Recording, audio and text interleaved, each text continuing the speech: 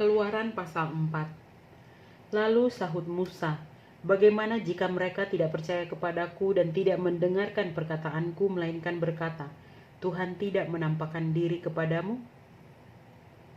Tuhan berfirman kepadanya, 'Apakah yang di tanganmu itu?' Jawab Musa, 'Tongkat.' Firman Tuhan, 'Lemparkanlah itu ke tanah.' Dan ketika dilemparkannya ke tanah, maka tongkat itu menjadi ular, sehingga Musa lari meninggalkannya. Tetapi firman Tuhan kepada Musa, 'Ulurkanlah tanganmu dan peganglah ekornya.' Musa mengulurkan tangannya, ditangkapnya ular itu lalu menjadi tongkat di tangannya. Supaya mereka percaya bahwa Tuhan Allah nenek moyang mereka, Allah Abraham, Allah Ishak dan Allah Yakub telah menampakkan diri kepadamu. Lagi firman Tuhan kepadanya, 'Masukkanlah tanganmu ke dalam bajumu.' Dimasukkannya tangannya ke dalam bajunya, dan setelah ditariknya keluar, maka tangannya kena kusta, putih seperti salju. Sesudah itu firman-Nya, 'Masukkanlah tanganmu kembali ke dalam bajumu.' Musa memasukkan tangannya kembali ke dalam bajunya, dan setelah ditariknya keluar, maka tangan itu pulih kembali seperti seluruh badannya. Jika mereka tidak percaya kepadamu dan tidak mengindahkan tanda mukjizat yang pertama, maka mereka akan percaya kepada tanda mukjizat yang kedua.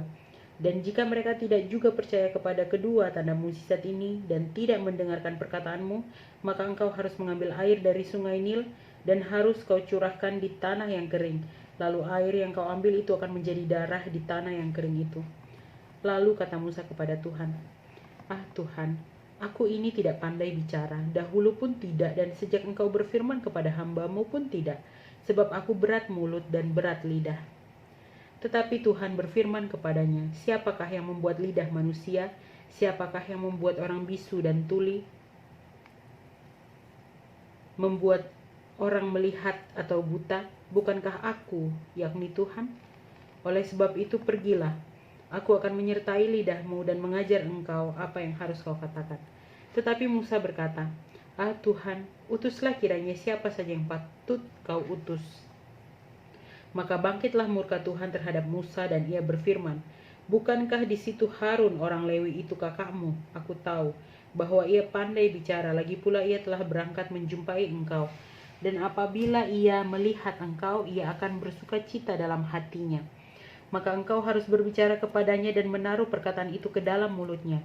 Aku akan menyertai lidahmu dan lidahnya dan mengajarkan kepada kamu apa yang harus kamu lakukan.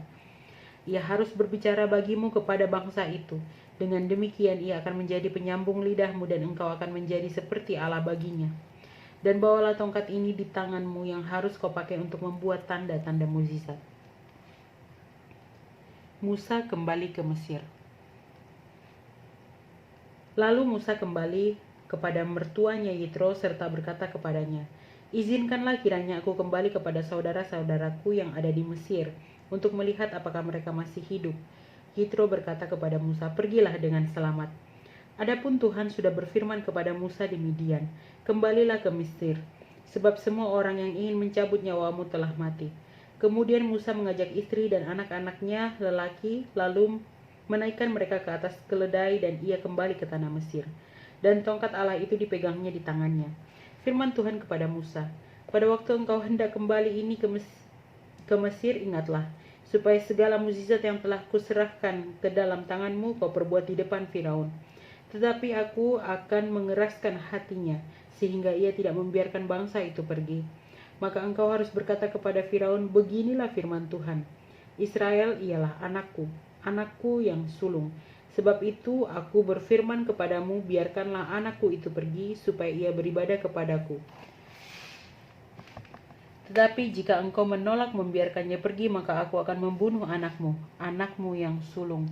Tetapi di tengah jalan di suatu tempat bermalam, Tuhan bertemu dengan Musa dan berikhtiar untuk membunuhnya. Lalu Zipora mengambil pisau, batu, dipotongnya kulit katan anaknya, kemudian disentuhnya dengan kulit itu kaki Musa sambil berkata, 'Sesungguhnya engkau pengantin darah bagiku.' Lalu Tuhan membiarkan Musa. 'Pengantin darah,' kata Zipora waktu itu karena mengingat sunat itu. Berfirmanlah Tuhan kepada Harun, 'Pergilah ke padang gurun menjumpai Musa, Ia pergi dan bertemu dengan dia di gunung Allah, lalu menciumnya. Kemudian Musa memberitahukan kepada Harun segala firman Tuhan yang disuruhkannya kepadanya untuk disampaikan, dan segala tanda mukjizat yang diperintahkannya kepadanya untuk dibuat. Lalu pergilah Musa beserta Harun, dan mereka mengumpulkan semua tua-tua Israel. Harun mengucapkan segala firman yang telah diucapkan Tuhan kepada Musa, serta membuat di depan bangsa itu tanda-tanda mukjizat itu.